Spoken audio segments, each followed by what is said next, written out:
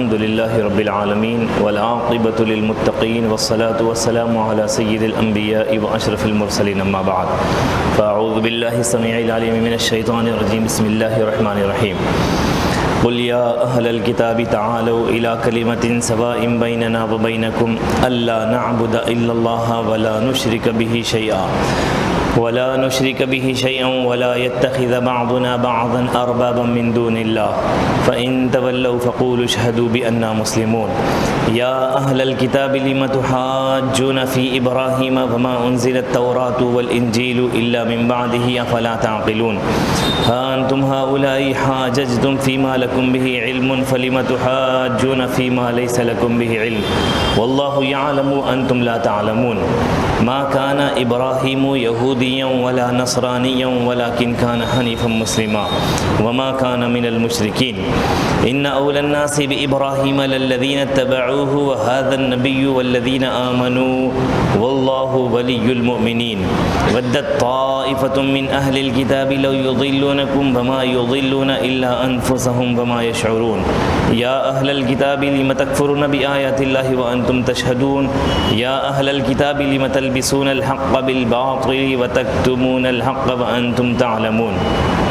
صدق الله العظيم وقال سبحانه وتعالى في شان رسوله الكريم جلالا وإكراما إن الله وملائكته يصلون على النبي يا أيها الذين آمنوا صلوا عليه وسلموا تسليما اللهم صل على سيدنا ومولانا محمد وعترته بعدد كل معلوم لك محترم سامعین کرام، بزرگوں اور دوستوں، عزیز ساتھیوں، اللہ سبحانہ و تعالیٰ کے فضل و کرم اور اس کی توفیق سے گزشتہ نشست میں ہم نے سورہ آل عمران کی آیت نمبر 63 آیت نمبر 63 تک اس کا ترجمہ اور اس کی تفسیر پر روشنی ڈالی تھی۔ انشاءاللہ اس کے بعد کی آیتیں آیت نمبر 64 سے ہم آج کی تفسیر کا ترجمہ اور اس کی تفسیر کا آغاز کریں گے۔ اللہ سبحانہ و تعالیٰ سے دعا ہے اس کو بیان کرنا، اس کو سن کر اس پر عمل پیرا ہونا ہمارے لیے آسان فرمائے۔ اللہ سبحانہ و تعالیٰ کلام مجید میں ارشاد فرما رہا ہے قل یا اہل الکتاب تعالوا الی کلمۃ سواء بیننا وبینکم الا نعبد الا اللہ ولا نشرک بہ شیئا۔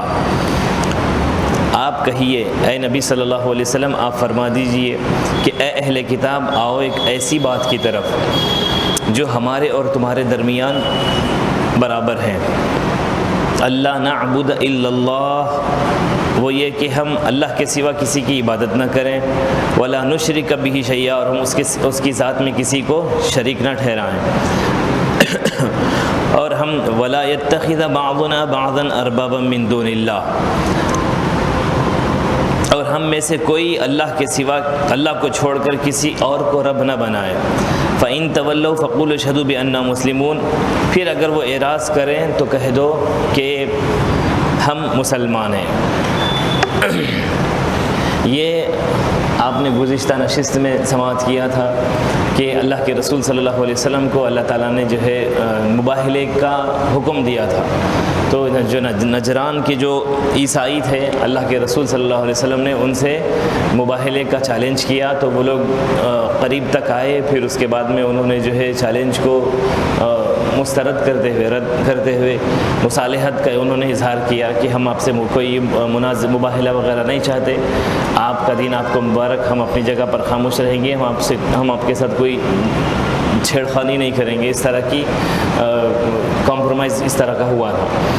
پھر سب اپنی اپنی جگہ پہ رفع دفع، مگر سرکار دو عالم صلی اللہ علیہ وسلم دل میں یہ خواہش رکھتے تھے کہ جو ہے وہ اہل کتاب جن سے مباہلے کا حکم ہوا تھا، حضور چاہ رہے تھے کہ جو ہے وہ مسلمان ہو جائیں، وہ حضور صلی اللہ علیہ وسلم کی شریعت پر اور نبی کی نبوت پر ایمان لائیں اور اپنا مذہب چھوڑ کر وہ داخل اسلام ہو جائیں۔ اللہ کے رسول صلی اللہ علیہ وسلم جو ہے ان کی طرف اپنی توجہ کا اظہار فرما رہے تھے، دل میں حضور کی خواہش تھی کہ جو ہے وہ لوگ مسلمان ہو جائیں تو بہتر ہوگا، یہ خواہش رکھ رہے تھے۔ تو اللہ سبحانہ و تعالیٰ سرکار دو عالم صلی اللہ علیہ وسلم کی اس خواہش کو سمجھتے ہوئے، حضور صلی اللہ علیہ وسلم کی ان کی طرف میلان دیکھتے ہوئے کہ حضور یہ چاہ رہے ہیں، حضور اس بات کے حریص ہیں، حرص رکھتے ہیں کہ وہ بھی جو ہے مسلمان ہو جائیں تو بہتر ہے، تو سرکار دو عالم صلی اللہ علیہ وسلم کو اللہ تعالیٰ نے ایک آپشن دیا، اے نبی تم ایک کام کرو، ان کے سامنے ایک ایسا آپشن رکھو تم کہ وہ آپشن یہ ہے کہ تم اللہ کے سوا کسی کو عبادت نہ کرے. چلو تم یہودی ہے، تم عیسائی ہے، تم موسیٰ کے ماننے والے ہیں، تم عیسیٰ کے ماننے والے ہیں، جی تم میری نبوت پر تمہارا ایمان نہیں، تم اقرار نہیں کرتے اس بات. ٹھیک ہے، ایک آپشن تمہارے سامنے یہ رکھتا ہوں کہ تم یہ کہو اللہ تعالیٰ کی ذات کے معاملے میں تو تم اور ہم ایک ہیں. ہم تو اللہ تعالیٰ کو ایک مانتے ہیں، تم بھی اللہ تعالیٰ کو ایک مانتے ہیں. تو بھی اللہ تعالیٰ کو جب ایک ماننے کی اگر بات ہے تو کم سے کم ایٹ لیسٹ ایک کام کرو. اللہ تعالیٰ فرمایا، نبی صلی اللہ علیہ وسلم کو حکم دیا، اے نبی تم یہ بولو ان سے. کن سے؟ عیسائیوں سے، یہود و نصارہ سے، یہودیوں سے بولو، عیسائیوں سے بولو کہ آؤ ایک ایسے پیغام کی طرف، الی کلمتن، ایک آپشن کی طرف، ایک ایسی بات کی طرف، سواء بیننا و بینکم، جس بات میں تم اور ہم ایک ہیں. جس طرح ہم بولتے نا کیا کلمے کی بنیاد پہ ایک ہو جاؤ، کلمہ تو سب کا ایک ہے، چلو بھئی یہ چھوڑو، چھوٹی چھوٹی باتوں پہ کیا جھگڑے بحث، درگاہ فاتحہ کوئی جاتا نہیں جاتا، 11ویں وغیرہ.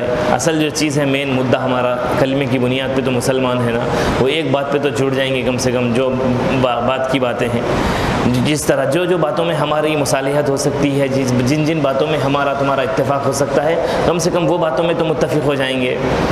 اللہ تعالیٰ نے رسول صلی اللہ علیہ وسلم کو ایک کمپرومائز کا، ان کو قریب کرنے کا ایک آپشن دیا. کن کے سامنے؟ عیسائیوں کے سامنے، کیونکہ سرکار یہ چاہ رہے تھے کہ وہ لوگ بھی مسلمان ہو جائے. تو اللہ تعالیٰ نے کہا اے نبی ان سے فرمائیے، یا اہل الکتاب، اہل کتاب، الا تعالوا، آ جاؤ ایک ایسی بات کی طرف جس بات میں تم اور ہم دونوں ایک ہیں، یعنی تم بھی اللہ کو مانتے ہو، ہم بھی اللہ کو ایک مانتے. تو اب ایک کام کریں گے. کیا کریں گے؟ وہ یہ کام ہے کہ اللہ نعبد الا اللہ، اللہ کے سوا کسی کی عبادت نہیں کریں گے. ولا نشرک بہ شیئا، اور اللہ کی ذات میں کسی کو شریک نہیں ٹھہرائیں گے. اور ولا یتخذ بعضنا بعضا اربابا من دون اللہ، اور ہم میں کا آپس میں کوئی بھی رب کے علاوہ کسی کو اپنا معبود نہیں بنائے گا، رب کے علاوہ کسی کی پیروکاری نہیں کرے گا، اللہ کی عبادت کریں گے. یہ حکم دیا. پھر فرمایا فَإِن تَوَلَّوْا فَقُولُوا اشْهَدُوا بِأَنَّا مُسْلِمُونَ، پھر بھی اگر وہ لوگ نہیں مانے اس بات کو تو ان سے بولنا ٹھیک ہے تم نے تو اس کا انکار کر دیا، تم تو نہیں مانتے اس بات کو. فَقُولُوا اشْهَدُوا، تو ان سے تم اپنی ایمان ہونے کی، اپنے مسلمان ہونے کی گواہی دیتے ہوئے کہو فَقُولُوا اشْهَدُوا بِأَنَّا مُسْلِمُونَ، ہم تو مسلمان ہیں. آخر کار تم کو ایک جہاں تک تمہارے ساتھ کمپرومائز ہو سکتا تھا، ہم نے وہاں تک کمپرومائز کرنے کی تمہارے سامنے تجویز، آپشن رکھ دیا. اب وہ بھی تم نہیں مانتے اگر، تو تمہارے نہیں ماننے کی وجہ سے ہم تم کو خوش کرنے والے تو نہیں ہیں، ہم تم کو خوش کرنے والے تو نہیں ہیں. یہودی عیسائیوں سے مخاطب ہے اس بات میں کہ تم کو خوش کرنے کے لیے ہم اپنا مذہب تو نہیں بدل سکتے، کیونکہ اللہ تعالیٰ نے پہلے بارے میں فرمایا وَلَن تَرْضَىٰ عَنْكَ الْيَهُودَ وَلَا النَّصَارَىٰ حَتَّىٰ تَتَّبِعَ مِلَّتَهُمْ. اے نبی یہ یہودی نصرانی تم سے اس وقت تک خوش نہیں ہونے والے جب تک کہ تم ان کی پیروی نہ کرو، ان کی اتباع نہ کرو، ان کے مذہب کو نہ اپنا لو. یہ تم سے خوش ہونے والے نہیں. اب نبی کو بول کر ہم سب کو شامل کر کے کہہ رہا ہے خدا، یعنی اس بات کی طرف الٹ کر رہا ہے کہ یہودی نصرانی یہ ہم سے خوش ہونے والے نہیں. کب تک؟ جب تک کہ ہم خود اپنا مذہب چھوڑ کے ان کے مذہب میں نہیں چلے جاتے، یہ خوش ہونے والے نہیں ہیں. تو اللہ تعالیٰ جو ہے اس میں فرمایا باتیں مت کرو بیٹا، درود پاک پڑھ لیجیے اللہم صلی علی سیدنا مولانا محمد و عطرتی بعدد کل مغلب. فرمایا کہ آخری حد تک ان کے سامنے ایک تجویز رکھنا کہ آ جاؤ اللہ کے معاملے میں، خدا کے سبجیکٹ میں تو ایک ہو سکتے ہیں اگر، تو اس حد تک تو اپنا لو. اگر نہیں ہو سکتا ہے تو پھر فقولوا اشہدوا، تو ان سے کہہ دینا کہ ہم گواہی دیتے ہیں کہ ہم تو مسلمان ہیں، تم کو خوش کرنے کے لیے ہم اپنا مذہب بدلنے والے نہیں ہیں، ہم اپنا مذہب تو چینج نہیں کر سکتے. فَإِن تَوَلَّوْا فَقُولُوا اشْهَدُوا بِأَنَّا مُسْلِمُونَ، تو اپنی گواہی، اپنے مسلمان ہونے کی گواہی دے دینا. پھر اب آگے آیت نمبر 64 میں یہ دراصل جو ہے بخاری شریف میں روایت ہے کہ اللہ تعالیٰ نے، اللہ کے رسول صلی اللہ علیہ وسلم نے ایک کیا کہتے ہیں عیسائی نجران کا جو عیسائی تھے اس میں سے ایک جو ان کا بڑا قائد جو تھا ان کا ہرقل، اس کا کچھ اس طرح نام تھا. حضور صلی اللہ علیہ وسلم نے اس کے نام خط مکتوب روانہ کیا، لیٹر روانہ کر کے کہا، اس لیٹر میں اللہ کے رسول صلی اللہ علیہ وسلم نے یہ ساری باتیں لکھی، بسم اللہ الرحمن الرحیم سے آغاز کر کے دیکھو میری طرف سے یہ خط تمہاری طرف میں بھیج رہا ہوں. دیکھو تم جو ہے کم سے کم اتنا نہیں مان سکتے تو اتنا تو مان سکتے ہو، تم اور ہم دونوں آپس میں اس سبجیکٹ میں تو ایک ہے، فلاں فلاں، یہ ساری باتیں، یہ آیت بھی اس میں آیت نمبر 64 اس رسالے میں، اس لیٹر میں اللہ کے رسول صلی اللہ علیہ وسلم نے مینشن کی کہ دیکھو اللہ تعالیٰ کہہ رہا ہے ہمارے پاس ایک اور ایک آپشن ہے، تم اور ہم کمپرومائز کر سکتے ہیں کس بات میں، کم سے کم ایٹ لیسٹ اللہ تعالیٰ کی توحید کے بارے میں تو تمہارا اور ہمارا کمپرومائز ہو سکتا ہے، تو اگر تم چاہے تو اس کو قبول سکتے ہو۔ تو یہ لیٹر اللہ کے رسول صلی اللہ علیہ وسلم نے اس کو مکتوب پہنچایا تھا۔ یہ جو ہے اللہ تعالیٰ رسول اللہ صلی اللہ علیہ وسلم کی تسلی کے لیے ان کی طرف ایک پیغام پہنچانے کے لیے ایک آپشن دیا، اگر وہ مانتے ہیں تو ٹھیک ہے، نہیں تو پھر کہہ دینا تم اپنا کام، تمہارا دین تمہیں مبارک۔ پھر فرمایا آیت نمبر 65 میں، یا اہل الکتاب لم تحاجون فی ابراہیم وما انزلت التوراۃ والانجیل الا من بعدہ افلا تعقلون ہا انتم ہؤلاء حاججتم فیما لکم بہ علم فلم تحاجون فیما لیس لکم بہ علم واللہ یعلم وانتم لا تعلمون۔ اے اہل کتاب تم ابراہیم کے متعلق کیوں بحث کرتے ہو؟ یا اہل الکتاب لم تحاجون فی ابراہیم، تم ابراہیم کے سبجیکٹ پہ، حضرت ابراہیم علیہ السلام کے بارے میں کیوں بحث کرتے ہو؟ وما انزلت التوراۃ والانجیل، جبکہ تورات اور انجیل تو ان کے بعد نازل ہوئی، وما انزلت التوراۃ والانجیل الا من بعد، توریت اور انجیل تو جو ہے ابراہیم علیہ السلام کے بعد میں نازل ہونے والی کتاب ہے۔ ابراہیم علیہ السلام کے بعد تقریباً 700 سال کے بعد حضرت موسیٰ علیہ السلام آئے، پھر موسیٰ علیہ السلام کے تقریباً 1000 سال بعد عیسیٰ علیہ السلام آئے۔ تو یہ عیسائیوں کے لیے، یہودیوں کے لیے تو ابراہیم علیہ السلام ایک کے لیے 700 سال، ایک کے لیے یہودیوں کے لیے 700 سال، عیسائیوں کے لیے 1700 سال پہلے والے ہوئے۔ تو تم ان کے بارے میں کیوں بحث کر رہے ہو؟ وہ کیوں بحث کرتے تھے میں آگے بتاؤں گا۔ الا من بعد افلا تعقلون، کیا تم نہیں سمجھتے اس بات کو؟ کیا تمہیں عقل نہیں ہے اس بات کی؟ پھر فرمایا ہاں انتم ہؤلاء حاججتم فیما لکم بہ علم فلم تحاجون فیما لیس لکم بہ علم واللہ یعلم وانتم لا تعلمون۔ سنو تم وہی لوگ ہو جنہوں نے اس چیز میں بحث کی ہے جس کا تمہیں کچھ علم تھا اور بعض کا تمہیں بالکل بھی علم نہ تھا۔ واللہ یعلم واللہ یعلم وانتم لا تعلمون، تم اس چیز میں بحث کر رہے ہو جس کا تمہیں بعض چیزوں کا تمہیں علم تھا، بعض چیزوں کا تو ٹوٹل علم نہیں تھا۔ اور سنو اللہ سبحانہ و تعالیٰ، واللہ یعلم وانتم لا تعلمون، اللہ جانتا ہے تم نہیں جانتے۔ اب یہ آیت نمبر 65 اور 66 کا ترجمہ میں نے کیا۔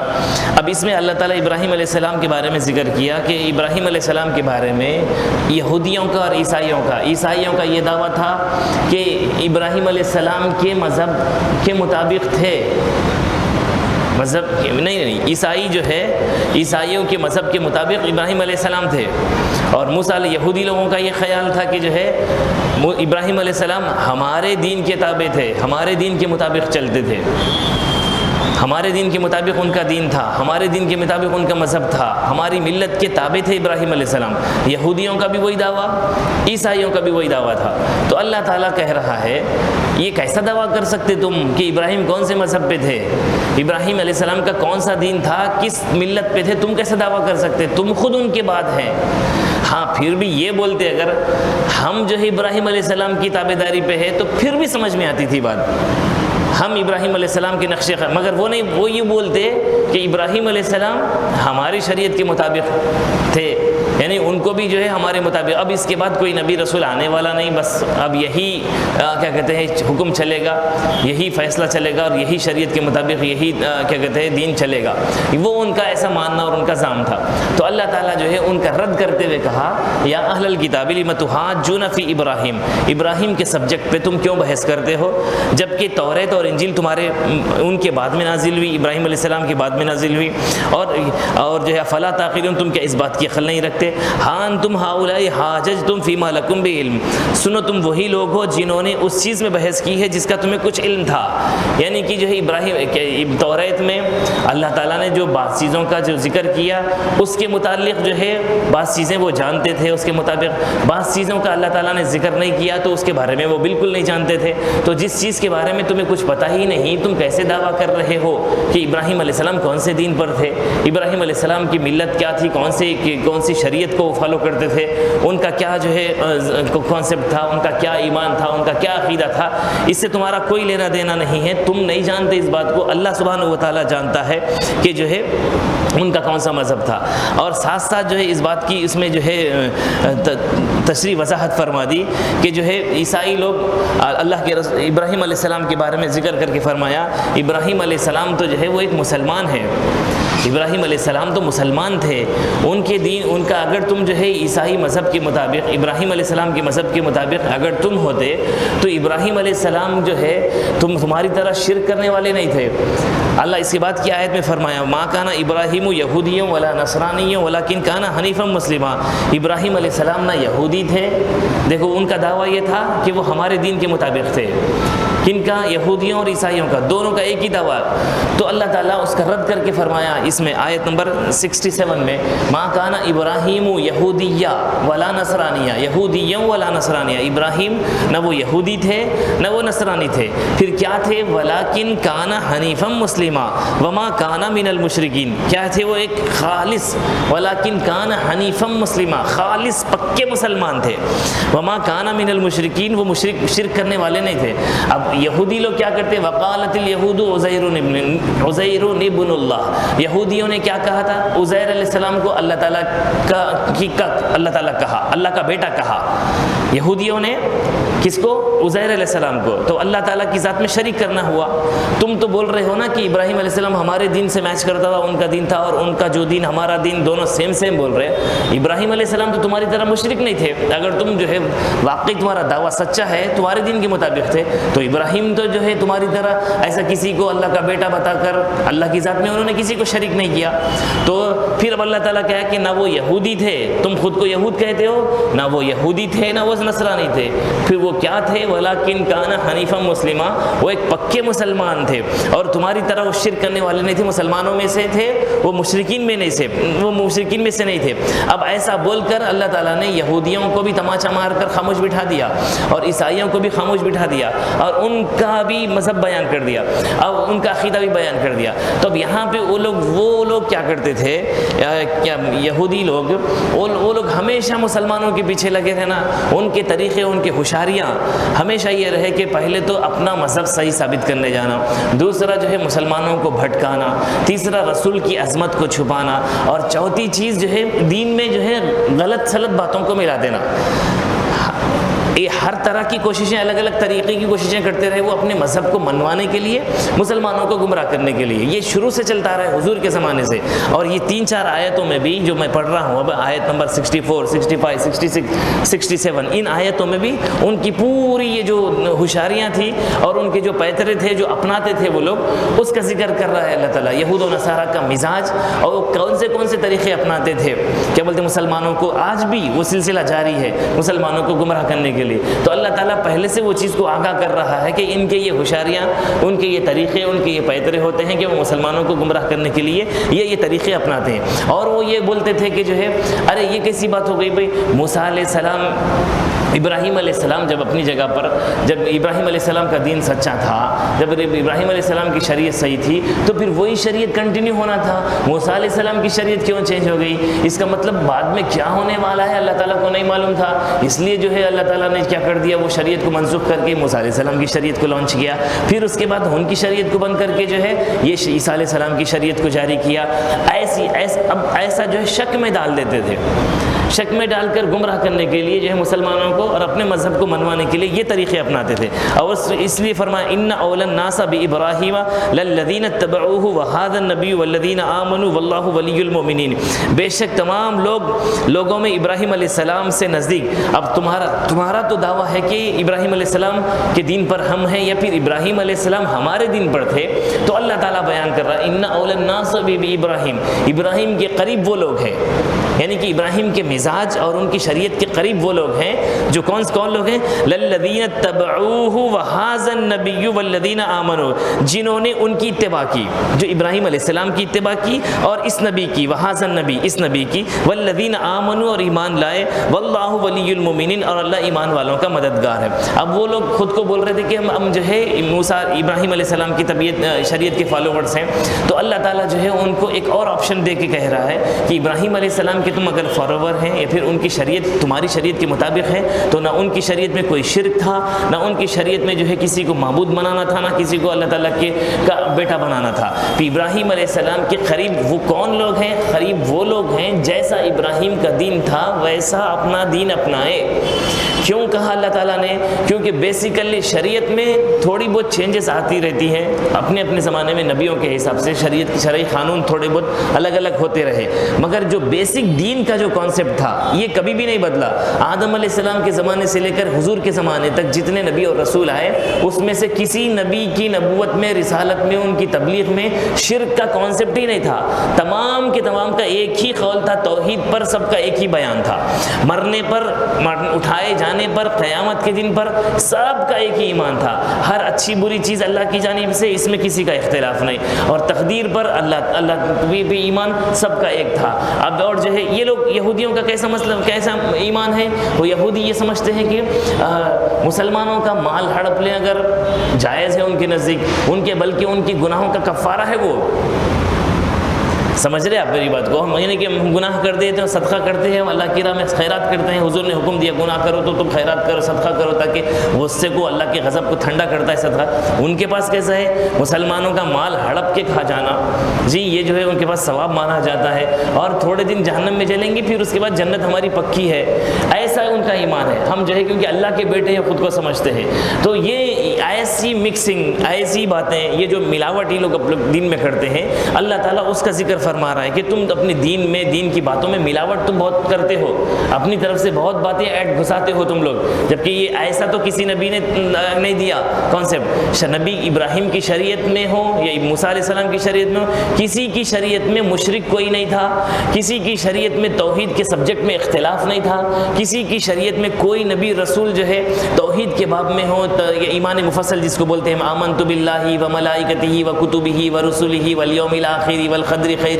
وشرہ من اللہ تعالی والبعث بعد الموت، یہ 8 چیزیں جو ہے اللہ پر ایمان لانے کا بیان، فرشتوں پر ایمان لانے کا بیان، کتابوں پر ایمان لانے کا بیان، رسولوں پر ایمان لانے کا بیان، والقدر خیرہ وشرہ من اللہ تعالی، تقدیر پر ایمان لانے کا بیان، ہر اچھی بری چیز اللہ کی جانب سے ہوتی ہے بول کر، اور والبعث بعد الموت، قیامت کے دن اٹھائے جانے پر، یہ ساری باتیں تو ہر نبی کی ایک جیسی تھی۔ اور یہ 7-8 باتیں جو میں نے بیان کی ہے، اس میں سے کوئی بھی اگر انکار کر دے تو وہ کافر ہو جائے گا۔ آمنت باللہ میں کمی کرے گا تو وہ کافر ہو جائے گا، فرشتوں پر ایمان نہیں لائے گا تو وہ کافر ہو جائے گا، کتابوں پر ایمان نہیں لائے گا تو کافر ہو جائے گا، سیدھا میں بول رہا ہوں کافر ہی ہو جائے گا، کوئی مطلب بتانے کی ضرورت ہی نہیں ہے۔ اگر آسمانی جتنی کتابیں نازل ہوئی اس میں سے کسی ایک کتاب کا بھی کوئی مومن انکار کرتا ہے تو وہ کافر ہو جائے گا۔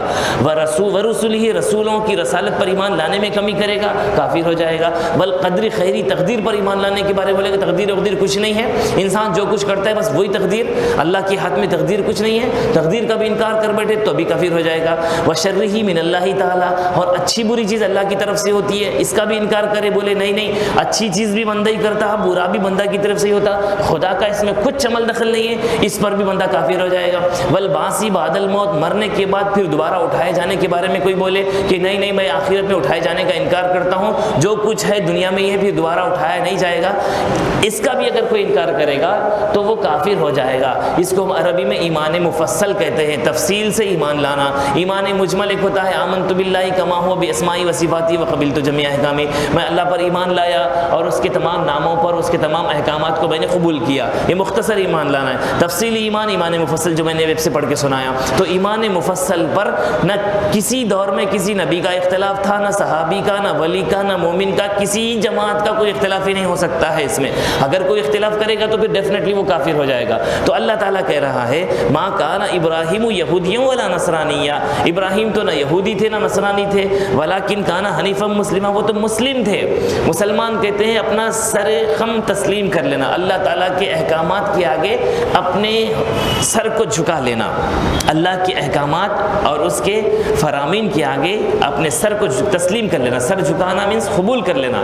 اور اللہ تعالیٰ نے کیا کہا تھا؟ دعا کی، ابراہیم علیہ السلام نے دعا کی تھی خانہ کعبہ کی جب تعمیر کی تھی، ربنا وجعلنا مسلمین، اے اللہ ہم کو، یعنی میں اور میرا بیٹا جو ابراہیم اسماعیل علیہ السلام بھی تھے اس وقت جب دعا کر رہے تھے، ربنا وجعلنا مسلمین لک ومن ذریتنا مسلمین لک، اے اللہ مجھ کو میرے بیٹے کو کیا بنا، مسلمان بنا. کس کا مسلمان بنا؟ لکا، تیرا مسلمان بنا، یعنی تیرا ماننے والا بنا، تیرے احکامات کیا کہ جھکنے والا بنا، اس تیرے علاوہ کسی کا جھکنے والا نہ بنا. اور ومن ذریتنا امۃ مسلمۃ لک، اور ہماری اولاد میں سے مسلمانوں کی جماعت کو پیدا فرما.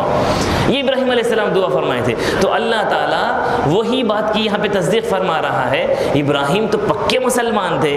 اگر تم بھی بول رہے ہو کہ جو ہے ہم ابراہیم علیہ السلام کے مطابق چل رہے ہیں، تو ابراہیم علیہ السلام کی شریعت اور ان کے کانسیپٹ کے مطابق چلو اور ان کے دین کے مطابق چلو. وہ مشرک نہیں تھے، وہ غیر اللہ کو اپنا معبود بنائے نہ اللہ کسی بندے کو اللہ کا بیٹا بنائے.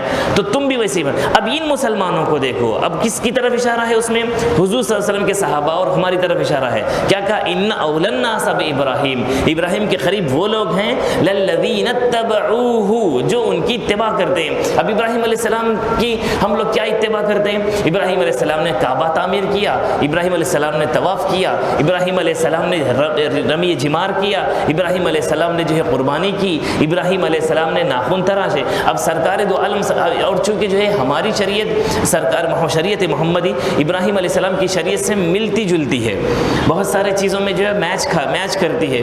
اس میں جو ہے قربانی بھی ہے، حج بھی ہے، اور جو ہے وضو کی سنتیں بھی ہے، اور آپ کے جو ہے ختنہ کرانا بھی ہے، اور جو ہے کیا کہتے ہیں آپ کے حج بھی ہے، اور جو ہے آپ کے میں نے کہا وضو کی سنتیں بیان کی، اور ختنہ کرانا بھی ہے، اور جو ہے اس کے ساتھ ساتھ مہمانوں کی مہمان نوازی کرنے سے متعلق بہت ساری چیزیں جو ہے ابراہیم علیہ السلام کی جو اس دن میں ہمارے پاس لاگو کی گئی ہیں، قربانی کرنا وغیرہ. تو یہ ساری چیزوں کو اکٹھا کرتے ہوئے اللہ تعالیٰ نے کہا کہ ابراہیم کا فالوور تو وہ ہے جو اس کے اندر یہ چیزیں نظر آئے. ابراہیم علیہ السلام کے دین پر تم اس وقت مانے جاؤ گے کہ جب تم ان کے طریقے پر چلو گے. وہ مسلمان تھے تو اس نبی کو دیکھو اور ان کی قوم کو دیکھو، یہ بھی مسلمان ہیں. للذین اتبعوا ھذا النبی، اس نبی کو دیکھو اور ان کے پیروکاروں کو دیکھو، یہ ابراہیم علیہ السلام کے مطابق چل رہے ہیں. وہ مشرک نہیں تھے، یہ بھی مشرک نہیں ہے. وہ خانہ کعبہ کا طواف کرتے تھے اور یہ بھی وہی کر رہے ہیں. وہ جو ہے حج کرتے تھے، یہ بھی کر رہے ہیں. وہ جو ہے ختنہ کرتے تھے، یہ بھی کر رہے ہیں. جی وہ ان کی سنتیں، ان کی عبادتوں کا طور طریقہ لگ بھگ سیم ہے. مین کانسیپٹ، بنیادی چیزیں تو وہ تو ہر نبی کا ایک جیسا ہے. شریعت میں بعض مسائل میں جو اختلاف تھا، وہ باتیں خاطر میں نہیں آتی، وہ باتیں حساب میں نہیں آتی. مگر عین جس سے ایمان میں خلل پیدا ہوتا ہے، وہ ایمان میں خلل پیدا ہونے والی چیزیں تو کبھی کسی نبی کی شریعت میں نہیں تھی. وہ سارے نبیوں کی شریعت، سارے نبیوں کا عقیدہ ایک جیسا ہی تھا. تو اللہ تعالیٰ جو ہے اس آیت میں، آیت نمبر جس میں آپ کے 68 میں بیان فرمایا کہ ابراہیم علیہ السلام کے قریب رہنے والے تو وہ لوگ ہیں جو ابراہیم علیہ السلام کے دین پر ہوں اور وہ شرک نہ کرے، کیونکہ ابراہیم نہ یہودی تھے، نہ نصرانی تھے، نہ مشرک تھے، نہ شرک کرنے والے تھے. اور جو ہے عیسائیوں کے بارے میں عیسائیوں کا اس بات کو بھی رد کر دیا.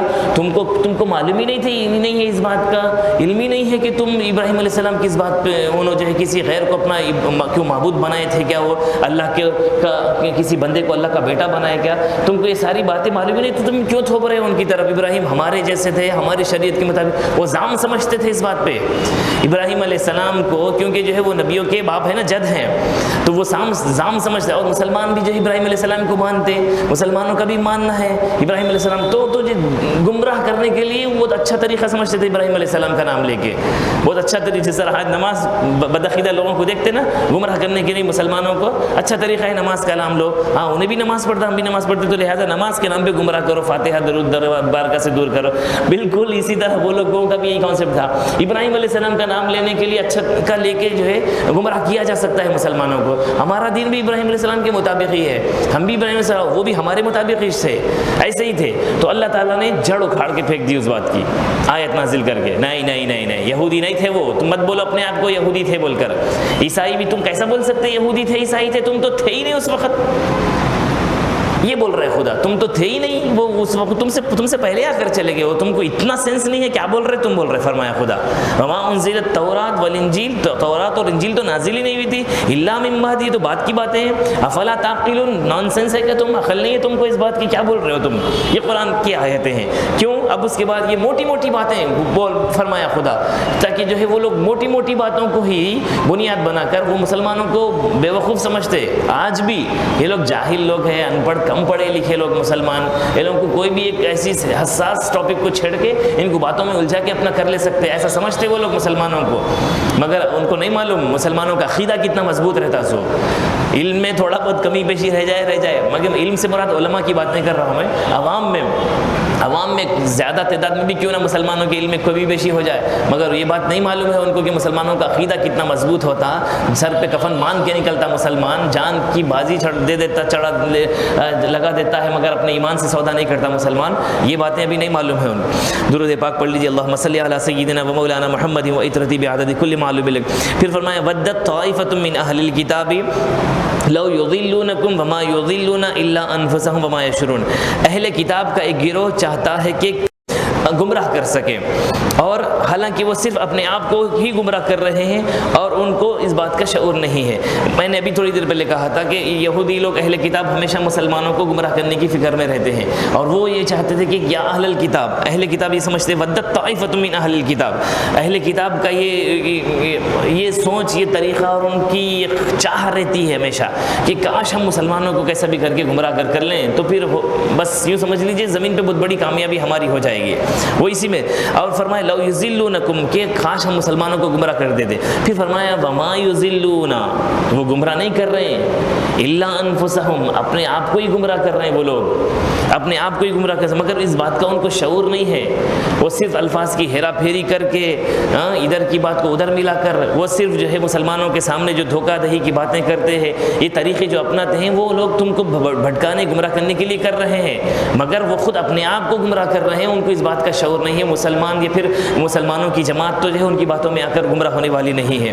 یا اہل الکتاب، آگے فرمایا یا اہل الکتاب لم تکفرون بآیات اللہ وانتم تشہدون، یا اہل الکتاب لم تلبسون الحق بالباطل وتکتمون الحق بالباطل وانتم تعلمون. اے اہل کتاب تم کیوں کفر کرتے ہو اللہ کی آیت میں؟ اے اہل کتاب حالانکہ تم اس بات کو جانتے ہو، سچ کیا ہے تمہیں پتہ ہے، حق بات کیا ہے تم کو معلوم ہے، پھر بھی تم جو ہے اللہ تعالیٰ کی ذات کے ساتھ شرک کرتے ہو، اللہ کی آیتوں میں تم کیا کہتے ہیں کا انکار کرتے ہو، رسول اللہ صلی اللہ علیہ وسلم کی نبوت اور رسالت کا انکار کرتے ہو. حالانکہ نبی صلی اللہ علیہ وسلم نے اتنی رحمت، اتنی شفقت اور اتنی کیا کہتے ہیں نظر اندازی کا مظاہرہ فرمایا ان کے ساتھ، جہاں تک ہو سکتا تھا ان کے ساتھ کمپرومائز کرنے کی کوشش کی حضور نے، کیونکہ اللہ کے رسول جانتے تھے اللہ کو تو مان رہا ہے، یہ مرنے کے بعد اٹھے گا، حساب کتاب دینا ہے، یہ باتوں کو جان رہا ہے، مان رہا ہے، تو ایک نبی کا فالوور ہے، تو ایک یوں سمجھ لیجیے ایک نبی کا فالوور ہے، تو ایک آدھا مسئلہ حل ہو گیا. اب آدھا مسئلہ حل ہونا ہے، اس لیے حضور بہت حرص رکھتے تھے، حرص بول رہا ہوں میں، حرص ان کو مسلمان کرنے کی. یہ قریب آ گئے، تھوڑا اور قریب آ گئے تو بس ہو، اس لیے اللہ تعالیٰ نے کیا کیا، ان کے سامنے ایک آپشن دیا، اے نبی تم ان لوگوں کو بولو ٹھیک ہے، کم سے کم توحید کے سبجیکٹ پہ تو ایک ہو جائیں گے، اتنا تو بولو.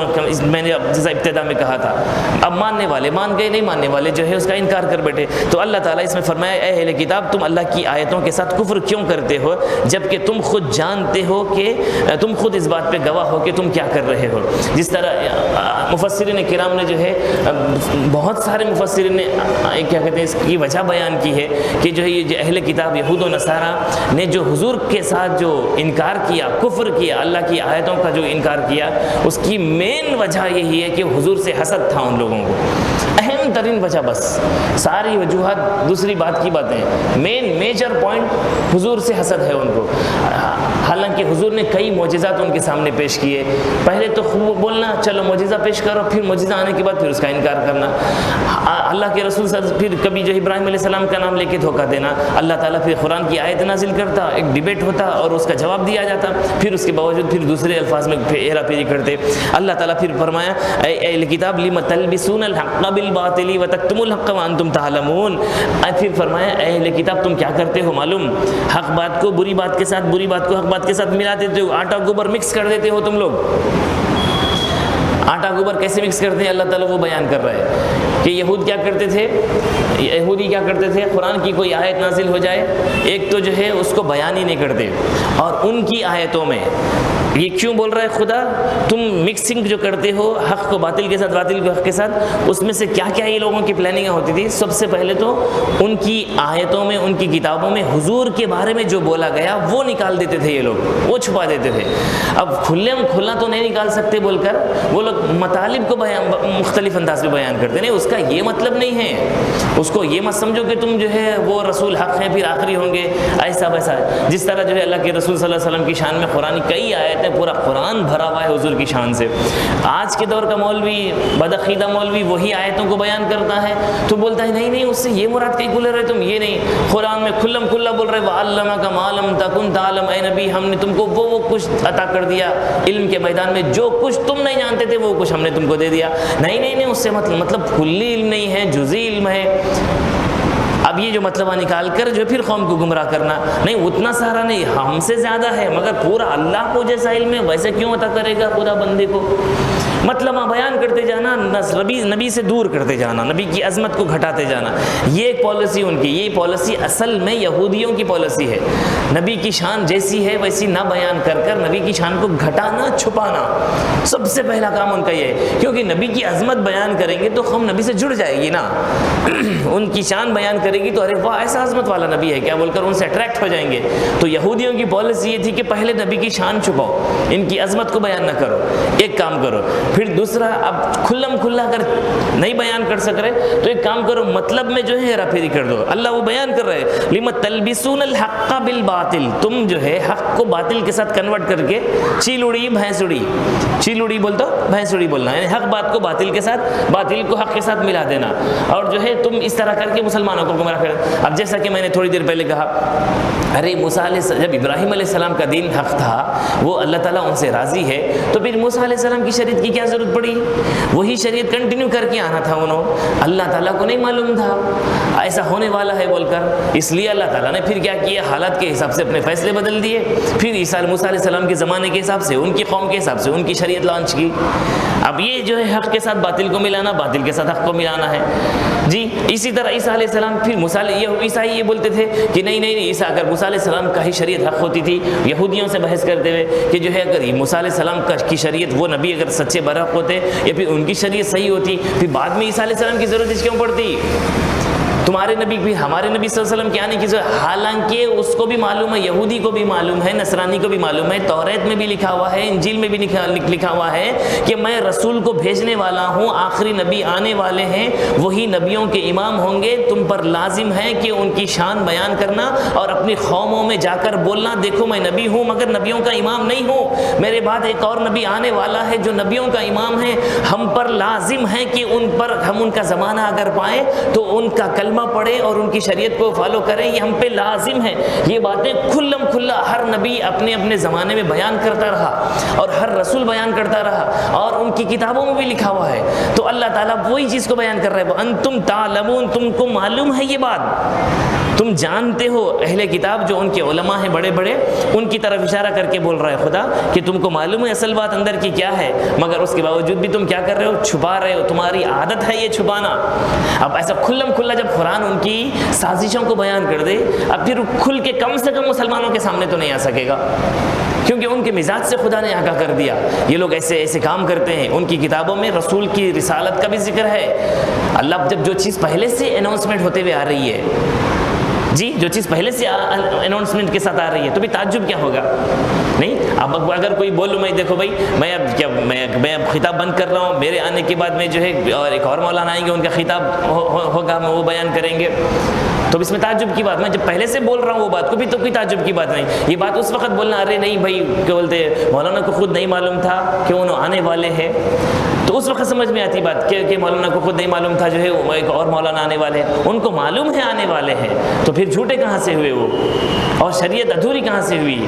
سب کو معلوم ہے کہ ان کی نبوت شریعت کلوز ہونے والی ہے جب ایک پچھلا نبی گیا اور ایک نبی آیا اور وہ بول رہا ہے کہ میرے بعد ان یہ نبی آنے والا ہے، اور ساتھ میں یہ بھی بول رہا ہے کہ نبوت کا دروازہ ان پہ ختم ہونے والا ہے. یہ سب ان کے سامنے کھلم کھلا ظاہر ہے. اب وہ لوگ کوئی پالیسی اختیار نہیں کر سکتے.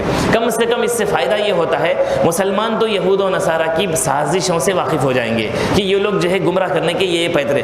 آخر کار اللہ یہ فرمایا وہ یہودیوں کے بارے میں وَلَن تَرْضَىٰ عَنْكَ الْيَهُودَ وَلَا النَّصَارَىٰ حَتَّىٰ تَتَّبِعَ مِلَّتَهُمْ. اے نبی تم جب تک ان کو فالو نہیں کریں گے، ان کے مذہب میں تم جوائن نہیں ہو جائیں گے، یہ تم سے راضی ہونے والے نہیں ہیں. مسلمان پورے کے پورے جب تک اپنا مذہب چھوڑ کے یہودی یا پھر عیسائی نہیں ہو جاتے، یہ چپ بیٹھنے والے نہیں ہیں. ان کی آخر کار کوشش یہی ہے.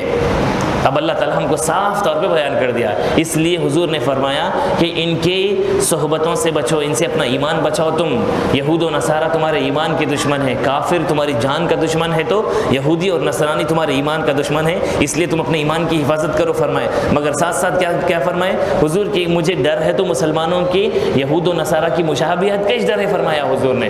قیامت کے قریب مسلمان یہود و نصارہ کی مشابہت، سملیرٹی، ان کی کاپی کرنا، ایک جیسا وہ لوگ جو کرے. اور مسلمانوں کا اندر پتہ نہیں کیا وجہ ہے اس کے لیے معلوم، یا پھر جو ہے سائنس کی وجہ سے ایسا ہو رہا ہے نہیں معلوم. وہ لوگ جو ہے اللہ تعالیٰ نے ان کو ایک سینس دیا ہے، سائنس کا سینس دیا ہے. وہ ان کے خون میں ہے وہ چیز. وہ بنو اسرائیل کی قوم میں کیا کہتے ہیں، اور پھر یہودیوں میں وہ لوگوں کے اندر ایک خوبی ہے، وہ سائنس، ایک نئی نئی چیزوں کو ایجاد کرنا. یہ سائنس سے جو ہے یہ نئی نئی چیزوں کو ایجاد کرنا اور زمانے کو ترقیوں کی طرف لے جانا، یہ حالانکہ یہ چیز ملتی ہے قرآن سے ہی. وہ لوگ وہ سبجیکٹ پہ زیادہ کام کیے. تو شاید میں ایسا سمجھتا ہوں مسلمان جو ہے یہ لوگوں کا نئی نئی چیزوں کو ایجاد کرنا دیکھ کر سائنس سے لوگ اٹریکٹ ہو کے مسلمانوں کی جماعت شاید جو ہے ان کو کاپی مارنے کے لیے بہت ساری جماعت مسلمانوں کی وہ لوگوں کے جو ہے ان کے چنگل میں آ رہی ہے، ان کے دکھاوے میں، ان کی جو ہے باتوں میں، ان کے مذہب میں، یا پھر ان کی کاپی کرنے میں جو ہے مسلمانوں کی کثیر تعداد شامل ہو رہی ہے. یہی وجہ ہو سکتی ہے. وہ لوگ نئی نئی چیزوں کو ایجاد کرتے، مسلمان اٹریکٹ ہوتے ہیں، وہ چیز کو اپنا لیتے. کوئی ایک لباس ہو، کھانا پینا ہو، کوئی ٹرینڈ ہو، بس مسلمانوں کے یہودی کوئی چیز لانچ کرتا تو سب سے پہلے مسلمان اس کو کامیاب بناتا. مسلمانوں کی جماعت ہے، حالانکہ سب کو معلوم ہے یہودی نصرانی یہ لوگ مسلمان ایمان کے دشمن ہے بول کر، اس کے باوجود بھی جو ہے آپ دیکھیے مسلمان ہی ہیں وہ لوگ کے پروڈکٹ کو کامیاب بناتے ہیں. اسرائیلی جتنے بھی پروڈکٹ بناتے ہیں وہ اسرائیلی پروڈکٹ وہ لوگ خود اپنے بچوں کو استعمال کرنے نہیں دیتے. اور آپ دیکھیں گے وہ لوگ خود جتنے بھی یہ فیس بک ہے اور جتنے بھی آپ دیکھتے ہیں یہ خود اپنی اولادوں کو اس سے دور رکھتے وہ لوگ، کیونکہ یہ جو ہے ایک ناک ایک سانپ سے بھی زیادہ زہریلا سمجھتے وہ لوگ اس کو، فیس بک کو، واٹس ایپ کو. یہ جو ہے یعنی وہ کتاب سے، دنیا کی اصل نسخے سے، نالج سے دور رکھنے والی چیزیں، ذہنوں کو خراب کر کے فرسٹریشن، گمراہی کی طرف، بیکاری کے فضول چیزوں کی طرف وقت کو ضائع کرنا اور اس میں لگا کے اسی سے پیسہ کمانا ان کا انٹینشن ہے. وہ تو ہم کو ایک بکرے کی طرح، ایک مہرے کی طرح ہم کو استعمال کر رہے ہیں اور اس کو ہم استعمال کر کے ان کو کامیاب بناتے ہیں. حضور صلی اللہ علیہ وسلم کو اس بات کا خوف تھا، اس لیے حضور نے کہا مجھے ڈر ہے تو یہودیوں نصرانیوں کی کاپی کرنے میں مسلمان ایسے اتنا گھل مل جائیں گے، اتنی کاپی کریں گے جس طرح دو جوتے ہوتے، دو جوتے، لیفٹ جوتا رائٹ جوتا. فرق کیا ہے اس میں بس یہ ایک ہی جوڑی کی دو کاپی ہے. یہ بس فرق کیا ہے، یہ رائٹ والا ہے، یہ لیفٹ والا ہے. تو بالکل مسلمانوں کو دیکھیں گے قیامت کے قریب یہودی نصرانی میں فرق نہیں سمجھ سکیں گے تم کہ اس میں کون مسلمان ہے، کون یہودی ہے، کون نصرانی ہے. کیونکہ جو کام یہودی کر رہا ہے وہی کام مسلمان کرے گا، جو کام نصرانی کرے گا وہی کام مسلمان کرے گا.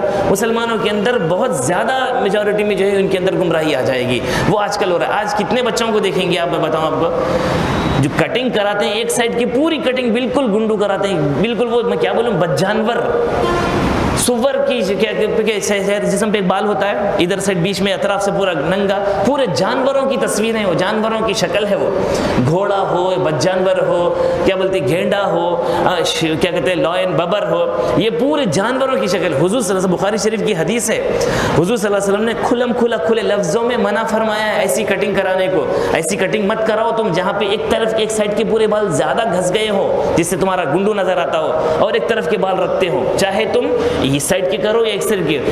کٹنگ ایسی مت کراؤ جس میں ایک طرف کے پورے بال کاٹ دیے تم نے اور ایک طرف بالوں کو تم نے بیچ میں رکھ دیا. جس طرح اب چل رہا ہے پف بیچ میں رکھ دیں, سائڈ کے پورے بال جو کاٹ دیتے. مجھے حدیث کے الفاظ یاد نہیں آ رہے ہیں مگر بخاری شریف میں ہے یہ حدیث.